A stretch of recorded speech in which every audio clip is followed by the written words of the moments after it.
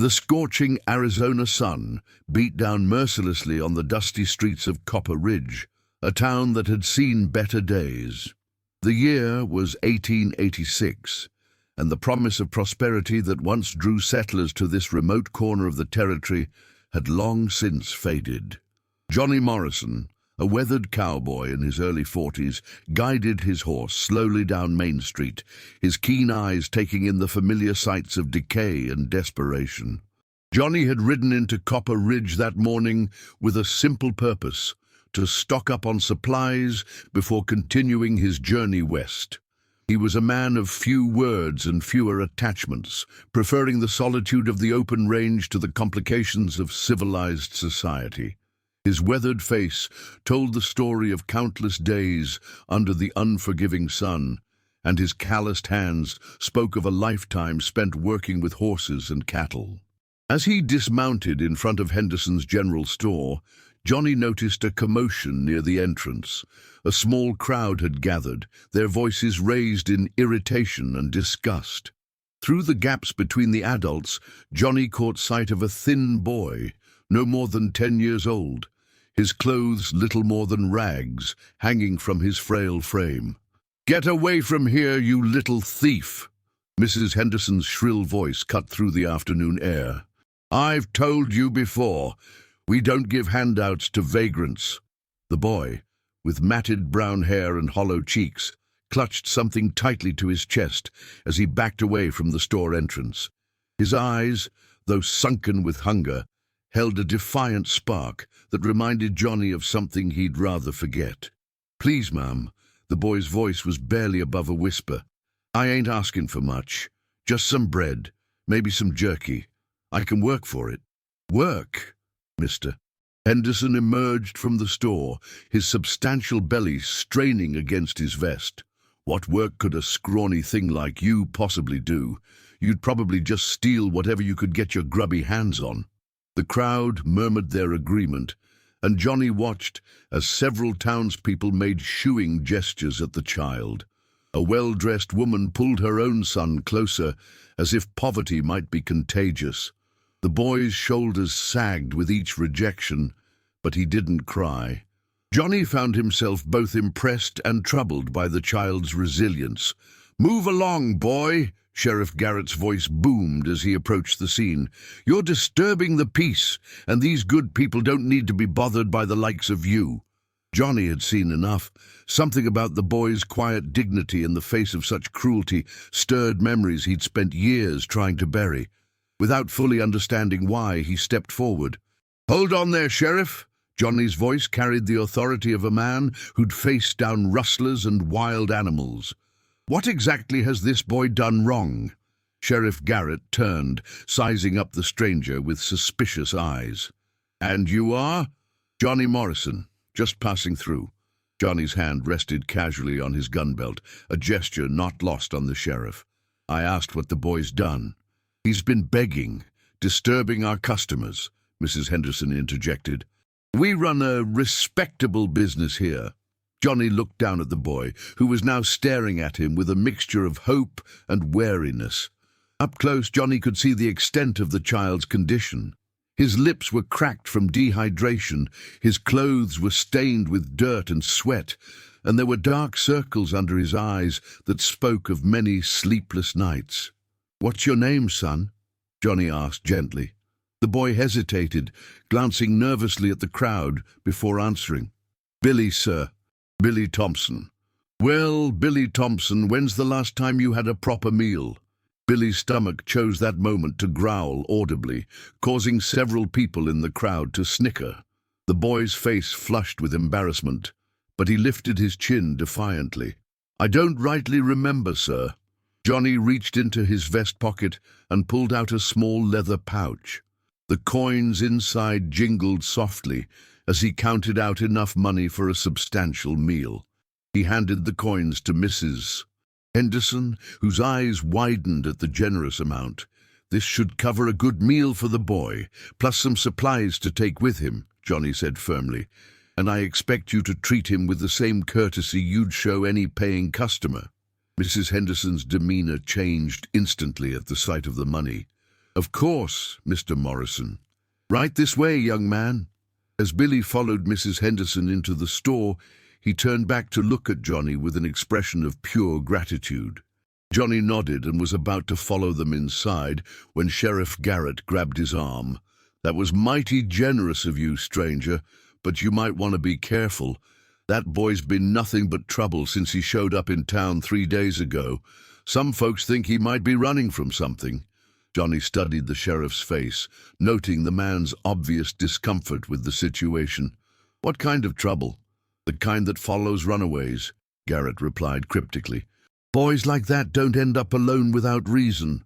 Could be he's stolen something or worse. Or could be he's just a hungry child who needs help," Johnny countered. "Seems to me the only trouble I see is a town full of adults who can't find it in their hearts to feed a starving boy." The sheriff's face darkened, but before he could respond, Johnny had already entered the store. Inside, he found Billy sitting at a small table in the back, devouring a plate of beans and cornbread, with the desperate hunger of someone who hadn't eaten in days. Mrs. Henderson was wrapping additional supplies in brown paper, her movements efficient but cold. Johnny sat down across from Billy, who immediately slowed his eating, as if embarrassed by his obvious desperation. "Easy there, son," Johnny said with a gentle smile. "Food's not going anywhere. Take your time." Billy nodded, but continued eating steadily. As he ate, Johnny noticed that the boy kept one hand protectively over something in his shirt pocket. Whatever it was, Billy clearly considered it precious. "You got family around here, Billy?" Johnny asked casually. The boy's hand tightened over his pocket, and his eyes darted nervously around the store before settling back on Johnny. "No, sir, not around here." "Where you from originally?" Billy hesitated, clearly weighing how much to reveal. "Back east, sir. Missouri way." "That's a long journey for a boy your age to make alone. What brought you all the way out here?" Before Billy could answer, Mrs. Henderson approached with the wrapped supplies. "Here you are," she said, setting the package on the table. "That should last you a few days, if you're careful with it." Johnny stood and tipped his hat to her. "Much obliged, Mom." As they prepared to leave, Johnny noticed Billy's reluctance to go back outside. The boy's eyes kept darting toward the windows, as if he expected to see something threatening. "Billy," Johnny said quietly, "is there something you're afraid of out there?" The boy's response was barely audible. "Maybe, sir. I ain't sure." Johnny made a decision that would change both their lives forever. "Tell you what, son, I've got a camp set up about a mile outside town. Why don't you come along with me for the night? Give you a chance to rest up proper before you decide where to head next." Billy's eyes filled with tears he refused to let fall. "You do that for me, sir, even though you don't know nothing about me?" "Sometimes that's exactly when someone needs help the most," Johnny replied, thinking of his own past. "Besides, I could use the company." As they walked outside together, Johnny noticed how Billy stayed close to his side, constantly scanning their surroundings. Whatever had brought this boy to Copper Ridge, Johnny was beginning to suspect it was far more serious than simple poverty. The sun was beginning to set as they reached Johnny's modest camp by a small creek outside town. Johnny had chosen the spot for its privacy and the fresh water, never imagining he'd be sharing it with a mysterious young boy, carrying secrets that would soon turn his solitary life upside down. As Billy settled by the campfire, finally allowing himself to relax for the first time in days, he unconsciously patted his shirt pocket again. Johnny pretended not to notice, but his curiosity was growing. Whatever the boy was hiding, Johnny had a feeling it was going to lead them both into more adventure than either of them had bargained for. The first chapter of their unlikely partnership was just beginning, and neither Johnny nor Billy could have imagined where the trail would ultimately lead them. The campfire crackled softly in the growing darkness as Johnny watched Billy finish the last of the food Mrs. Henderson had packed. The boy had eaten with the methodical determination of someone who'd learned not to waste a single crumb. But now that his immediate hunger was satisfied, exhaustion was clearly taking over. "Why don't you get some rest, son?" Johnny suggested, spreading out his spare blanket near the fire. "We can talk more in the morning." Billy nodded gratefully but made no move toward the blanket. Instead, he sat staring into the flames, his young face etched with worry lines that had no business being there. "Mr. Morrison," Billy said quietly, "why did you help me back there? Nobody else would." Johnny poked at the fire with a stick, sending sparks dancing into the night sky. "Let's just say I know what it's like to be hungry and alone. Were you an orphan too, sir?" The question hit Johnny harder than he'd expected. He'd spent years avoiding thoughts of his own childhood, but something about Billy's situation was forcing those memories to the surface. "Something like that," Johnny replied carefully. "My parents died when I was about your age. Had to learn to fend for myself pretty quick." Billy nodded, as if this explained everything. "That's why you understood. Most folks, they look at me like I'm some kind of animal." "People fear what they don't understand," Johnny said. "And sometimes it's easier to turn away than to face the truth about how cruel the world can be." They sat in comfortable silence for a while, but Johnny could see that Billy was fighting sleep.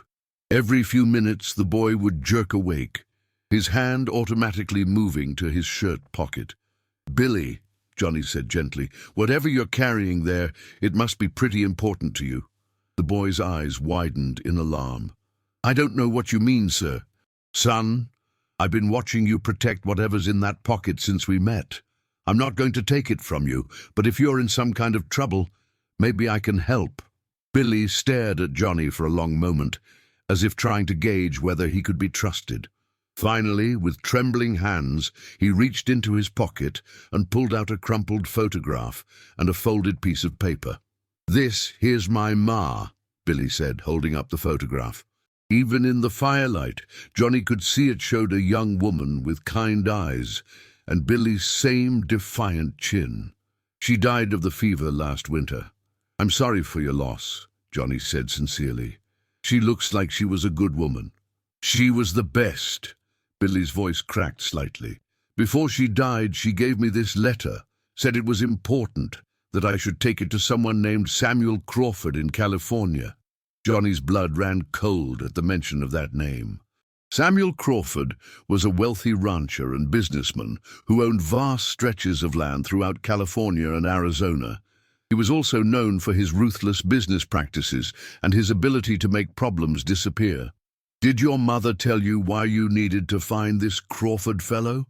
Billy shook his head. "She was real sick by then, barely making sense. But she kept saying it was important, that it would set things right.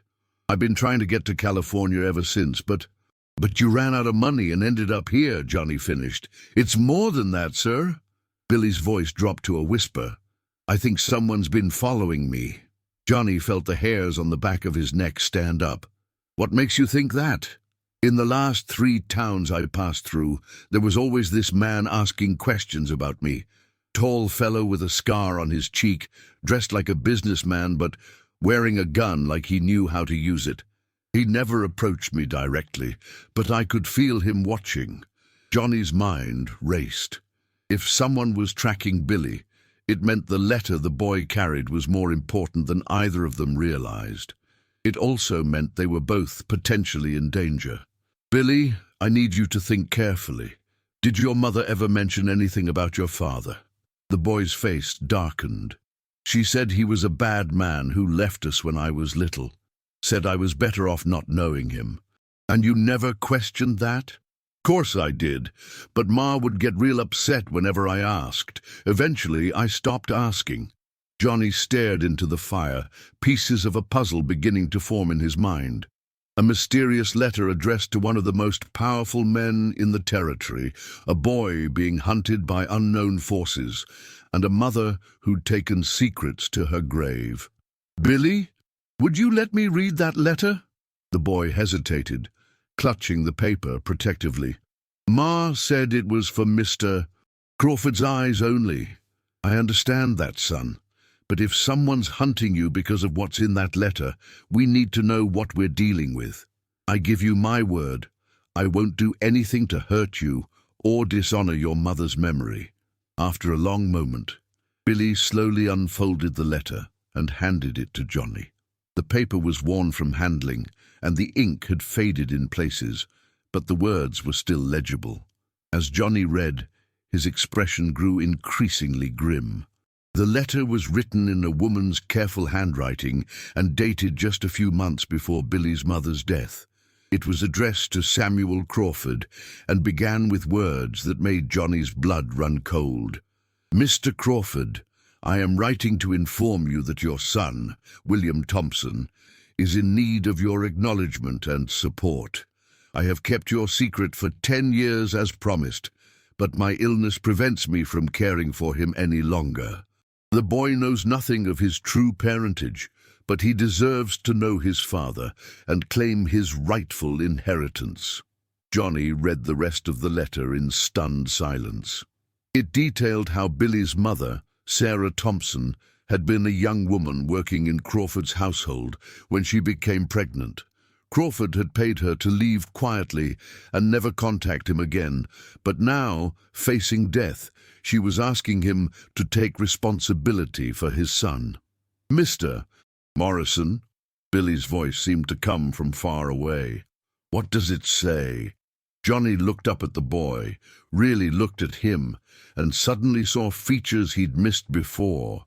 The strong jawline, the intelligent eyes, even the way Billy carried himself despite his circumstances. There was definitely something aristocratic about the child that poverty couldn't quite hide. "Billy," Johnny said carefully, "this letter, it says that Samuel Crawford is your father." The boy's face went through a series of emotions: shock, disbelief, anger, and finally a desperate hope he tried to hide. "That can't be right," Billy whispered. "Ma said my father was a bad man, but she never said he was rich or important." "Sometimes the two go hand in hand," Johnny said grimly. "And if this letter is true, it explains why someone might be following you. Crawford's got a lot to lose if word gets out that he has an illegitimate son." Billy was quiet for a long time, staring at the letter in Johnny's hands. When he finally spoke, his voice was small and uncertain. "Do you think he'll want me? My father, I mean." Johnny's heart ached for the boy. He wanted to offer comfort, but he'd heard too many stories about Samuel Crawford to have much hope. The man was known for his coldness and his willingness to eliminate anything that threatened his reputation or fortune. "I don't know, son," Johnny said honestly. "But I do know that you deserve better than running and hiding. And if Crawford won't acknowledge you, then we'll figure out another way forward." "We!" Billy looked up with surprise. Johnny realized he'd made another decision that would change his life. "That's right. You're not alone in this anymore, Billy. We're going to see this through together." As Billy finally settled down to sleep, Johnny remained by the fire, his mind working through the implications of what they'd discovered. The letter made Billy incredibly valuable, and incredibly dangerous too. Certain people.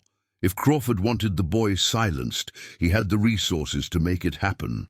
But Johnny had made a promise, and he intended to keep it.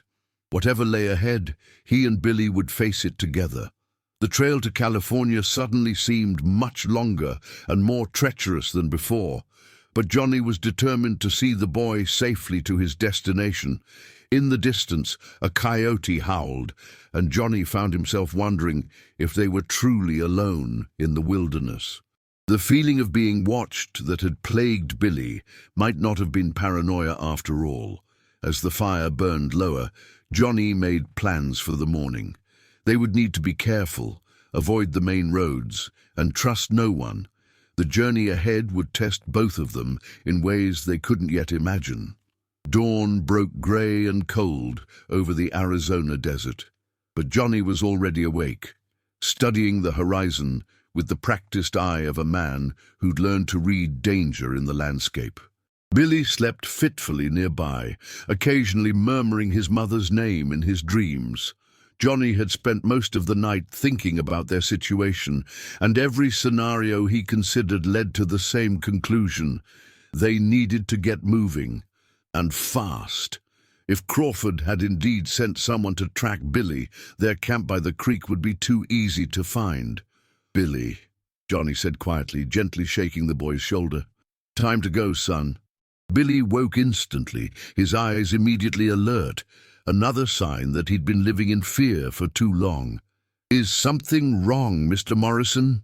"Maybe, maybe not, but I'd rather not wait around to find out." Johnny was already rolling up his bedroll and packing their supplies. "We're going to take a different route today, stay off the main roads." As they prepared to leave, Johnny noticed fresh horse tracks near the creek, tracks that hadn't been there the night before. Someone had indeed been watching them, and that someone had gotten close enough to study their camp without being detected.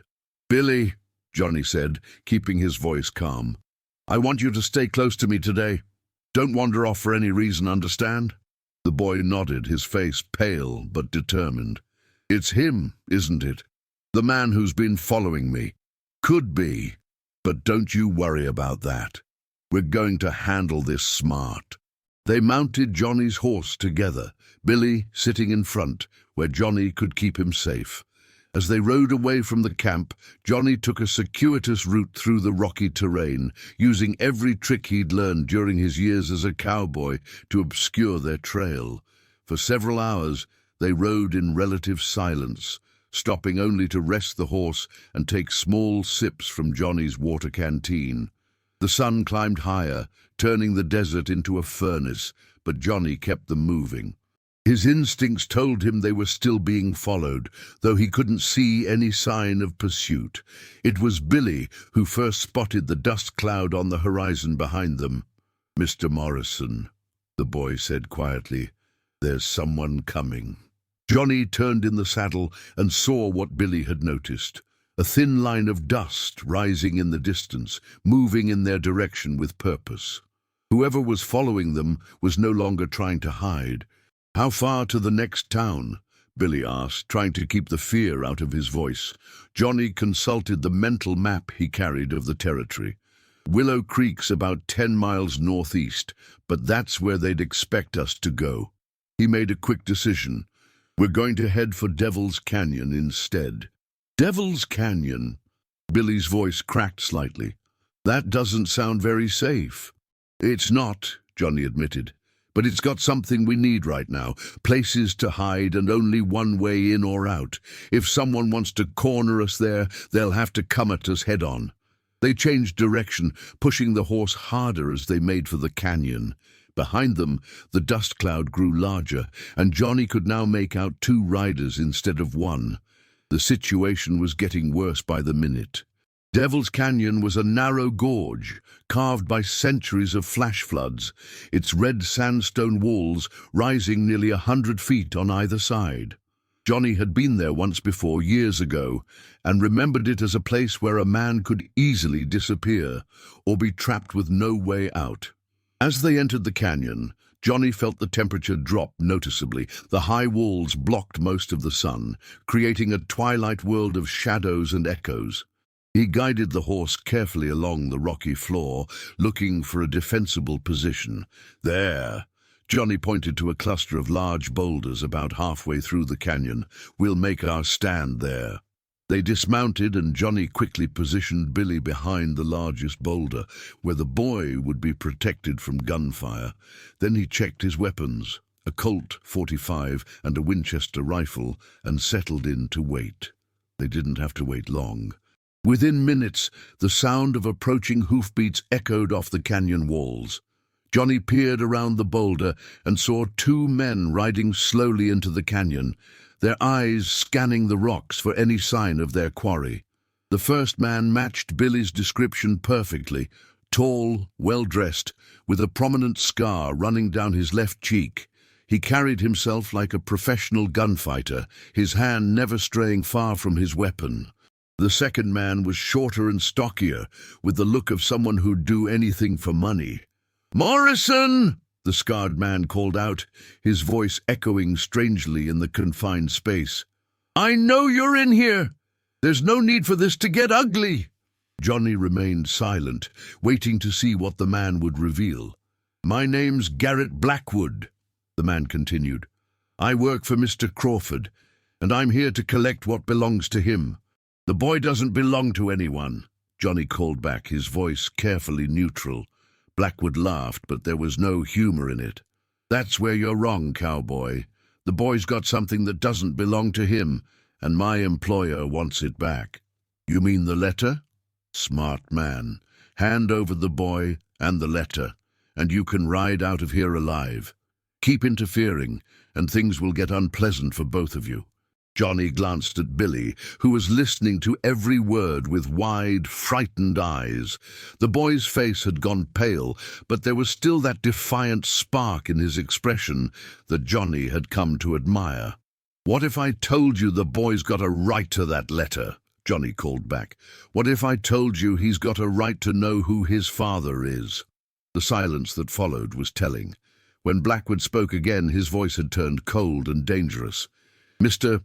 Crawford doesn't have any children, Morrison. Never has. That letter is a forgery, and the boy's nothing but a con artist trying to extort money from a respectable businessman." "Funny thing about that," Johnny replied. "The boy didn't even know what was in the letter until last night. Hard to run a con when you don't know what you're selling." Billy tugged on Johnny's sleeve. "Mr. Morrison," he whispered, "there's something else." "Goos, what is it, son?"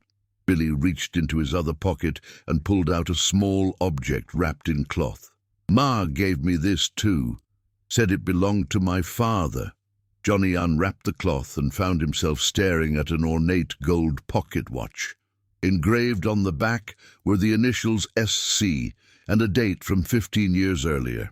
It was exactly the kind of expensive, personalized gift a wealthy man might give to a young woman he was trying to impress. "Blackwood," Johnny called out. "Tell your boss we've got more than just a letter. We've got proof." The response was immediate and violent. Gunfire erupted from the canyon floor, bullets ricocheting off the rocks around their position. Johnny pushed Billy lower behind the boulder and returned fire, his shots echoing like thunder in the confined space. The gunfight was brief, but intense. Johnny's superior position and marksmanship quickly told, and within minutes, Blackwood's partner was down, clutching a wounded shoulder. Blackwood himself had taken cover behind his horse, but Johnny could see he was reconsidering his options. "This isn't over, Morrison," Blackwood shouted as he helped his wounded companion back onto their horses. "Mr. Crawford's got a long reach, and he doesn't forget his enemies." "Tell Crawford that Billy Thompson's under my protection now," Johnny replied, "and if he wants to discuss his son's future, he can do it face to face like a man." As the two gunmen retreated from the canyon, Johnny felt a mixture of relief and apprehension. They'd won this battle, but the war was far from over. Crawford would send more men, better men, and next time they might not be so lucky. "Mr. Morrison," Billy said quietly, "do you really think he's my father?" Johnny looked at the pocket watch again, then at the boy's face. The resemblance to Crawford was subtle but unmistakable once you knew what to look for. "I think your mother was telling the truth, son, and I think that scares Samuel Crawford more than anything else in the world." As they prepared to leave Devil's Canyon, Johnny noticed something he'd missed during the gunfight.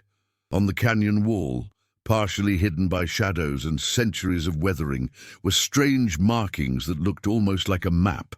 He studied them more closely and realized they weren't natural formations at all. Someone had carved symbols into the rock, symbols that looked like they might indicate directions or landmarks. "Billy, come look at this."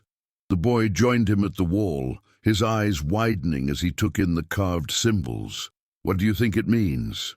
"I'm not sure," Johnny admitted, "but it looks like someone wanted to leave directions to something important.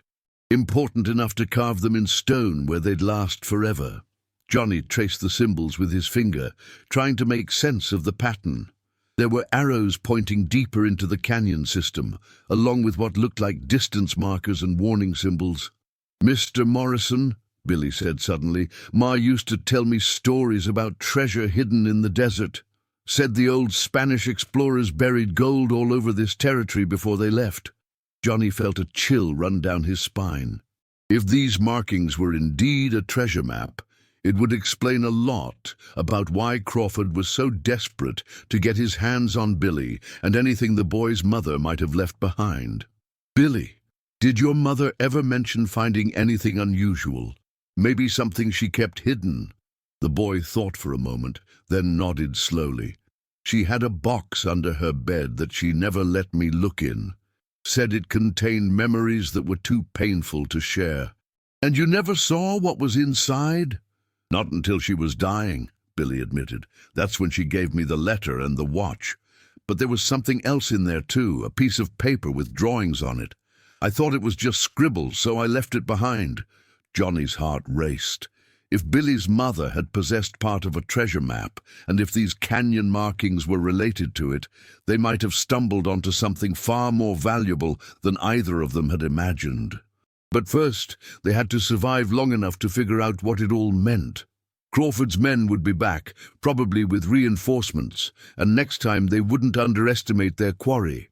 As they rode out of Devil's Canyon, Johnny made a mental note of the carved symbols.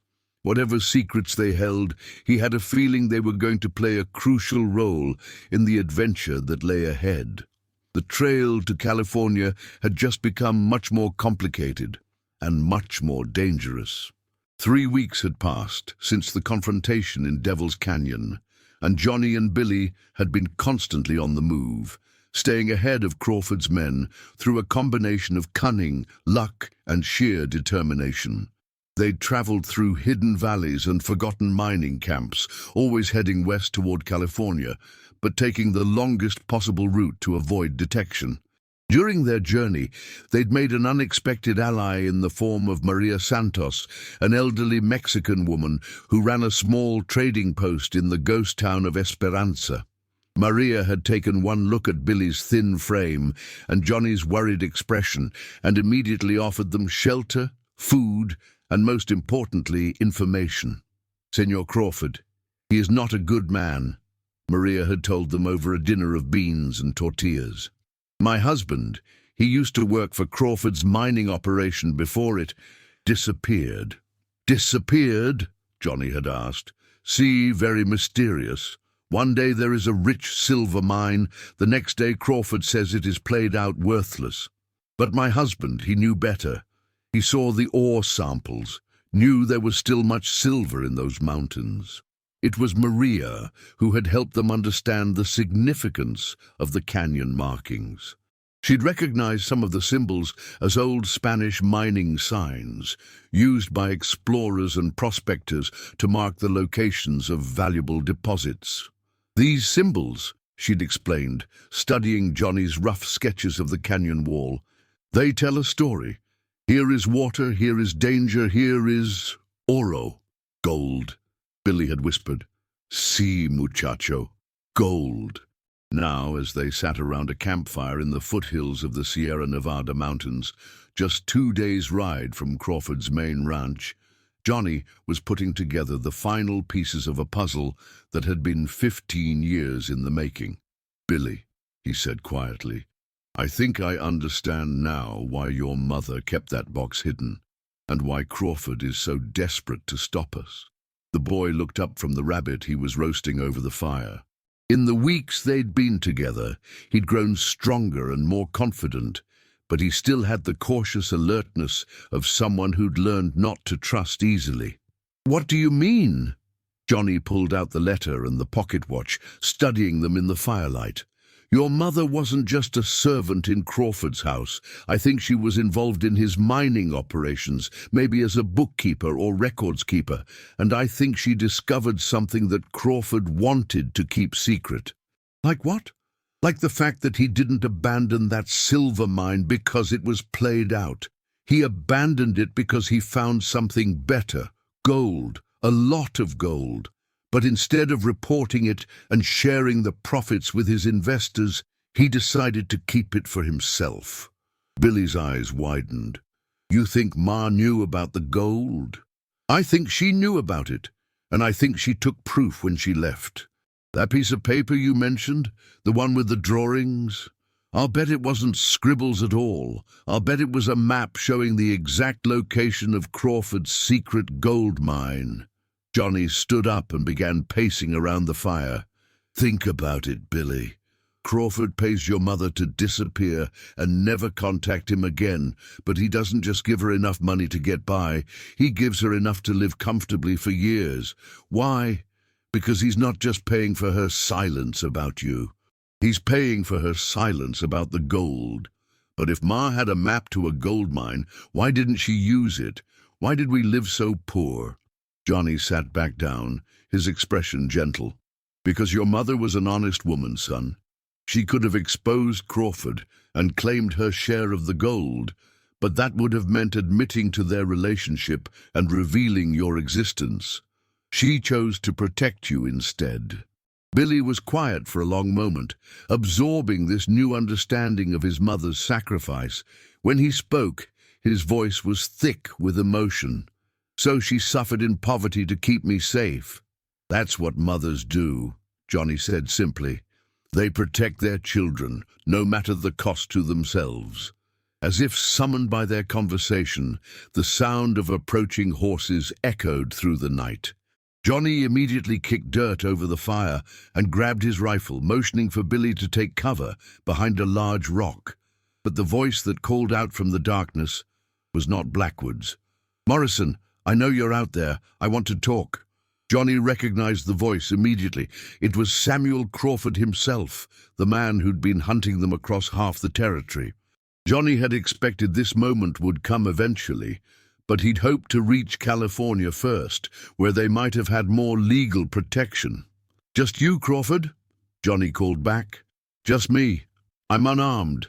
Johnny didn't believe that for a second, but he was curious enough to hear what the man had to say. Billy, stay hidden, no matter what happens. Johnny stepped out from behind cover, his rifle ready but not directly aimed at the figure emerging from the darkness.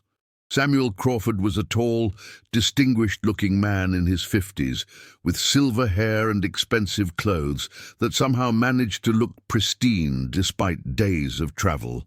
But it was his eyes that caught Johnny's attention, cold, calculating eyes that showed no warmth even when he smiled. Mr. Morrison, Crawford said, dismounting from his horse with practiced ease, you've led me quite a chase. Not as much of a chase as you've given that boy, Johnny replied. What do you want, Crawford? I want to make a deal. Crawford's voice was smooth, persuasive. You're a reasonable man, Morrison. You must understand that this situation has gotten out of hand. The only thing that's out of hand is you sending gunmen after a 10-year-old boy. Crawford's smile never wavered. That boy is carrying stolen property, a letter that was forged to extort money from me, and a watch that was taken from my home without permission.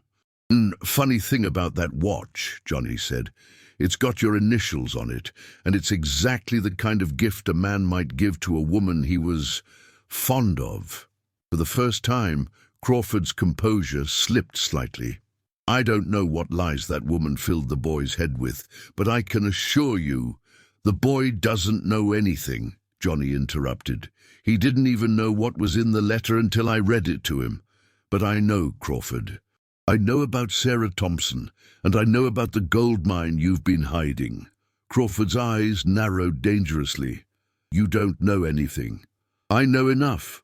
I know you found gold in that silver mine 15 years ago. I know you covered it up and kept it secret. And I know Sarah Thompson had proof of what you did. Even if that were true, Crawford said carefully, it wouldn't matter now. Sarah Thompson is dead, and any evidence she might have had died with her. Did it? Johnny smiled grimly. Billy, come on out here, son.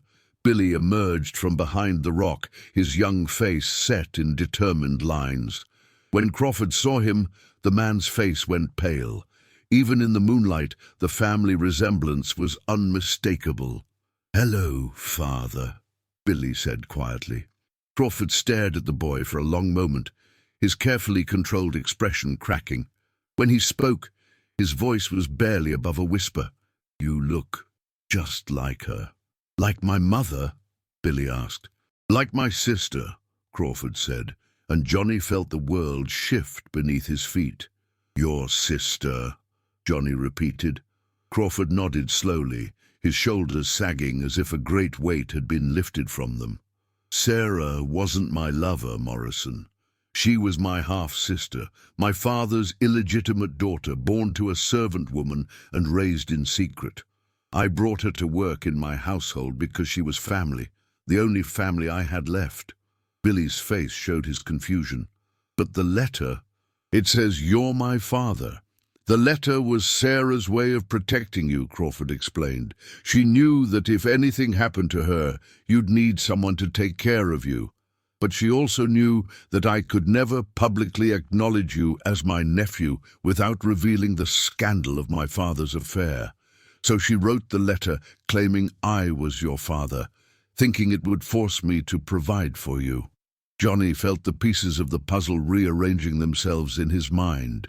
"But you couldn't acknowledge him without admitting to an affair that never happened." "Exactly. And I couldn't explain the truth without revealing family secrets that would destroy my reputation and my business." Crawford looked at Billy with something that might have been regret. "I thought if I just made you disappear, the problem would solve itself." "By having him killed?" Johnny's voice was hard. "No!" Crawford's denial was immediate and forceful. "I told Blackwood to retrieve the letter and bring the boy to me. I never authorized violence." "Then why did your men try to gun us down in Devil's Canyon?" Crawford's face darkened. "Because Blackwood has been acting on his own initiative. I discovered too late that he's been skimming money from my operations for years. He saw this situation as an opportunity to eliminate witnesses and cover his own crimes." Johnny studied Crawford's face, trying to determine if the man was telling the truth. "What about the gold mine?" Crawford sighed heavily. "There is no secret gold mine, Morrison. That silver mine really was played out. I closed it because it was losing money, not because I was hiding treasure." "Then what about the map Sarah had? The one with the drawings?" "What map?" Crawford looked genuinely confused. Billy stepped forward, pulling a folded piece of paper from his pocket. "This one. I went back and got it before we left Missouri." Johnny stared at the boy in amazement. "You've had it this whole time?" "I was afraid to tell you," Billy admitted. "I thought you might think it was important and want to go looking for treasure instead of taking me to California." Johnny unfolded the paper and studied it in the moonlight. It was indeed a map, but not the kind he'd expected. Instead of showing the location of a mine, it showed the layout of a town, specifically the town of Esperanza, where they'd stayed with Maria. "Billy," Johnny said slowly, "this isn't a treasure map. It's a town map. Look here.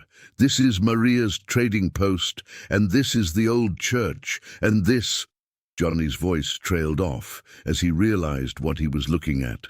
The map showed the location of every building in Esperanza, but it also showed something else, a series of tunnels running beneath the town, connecting various buildings and leading to a large chamber marked with the Spanish symbol for gold.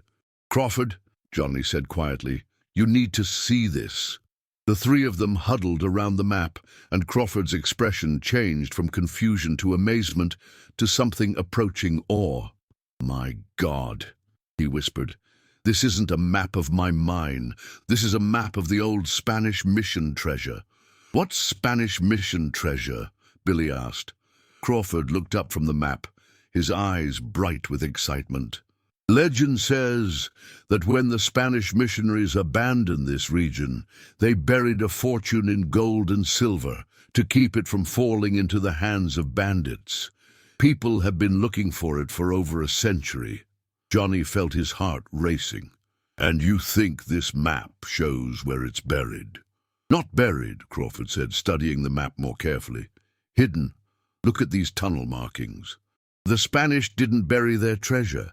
They built a secret chamber beneath the mission and connected it to the town through underground passages. Billy looked from Johnny to Crawford and back again. So there really is treasure. If this map is accurate, Crawford said, there's more treasure than any of us could spend in a lifetime. Johnny stood up, his mind racing with possibilities. But how did Sarah get this map? She must have found it in my father's papers, Crawford said. He was obsessed with local history and legends. He probably spent years researching the mission treasure. And she kept it secret all these years, Johnny mused, just like she kept your family secrets. Crawford nodded, then looked at Billy with new respect. Your mother was a remarkable woman, son. She protected everyone's secrets, even when it cost her dearly. So what happens now? Billy asked. Johnny and Crawford exchanged glances. Despite everything that had happened between them, they were now partners in the greatest treasure hunt of their lives.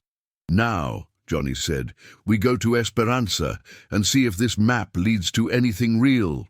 And if it does? Billy asked. Crawford put his hand on the boy's shoulder, and for the first time, Johnny saw genuine warmth in the man's eyes. If it does, then you'll never have to worry about money again, nephew. Any of us will.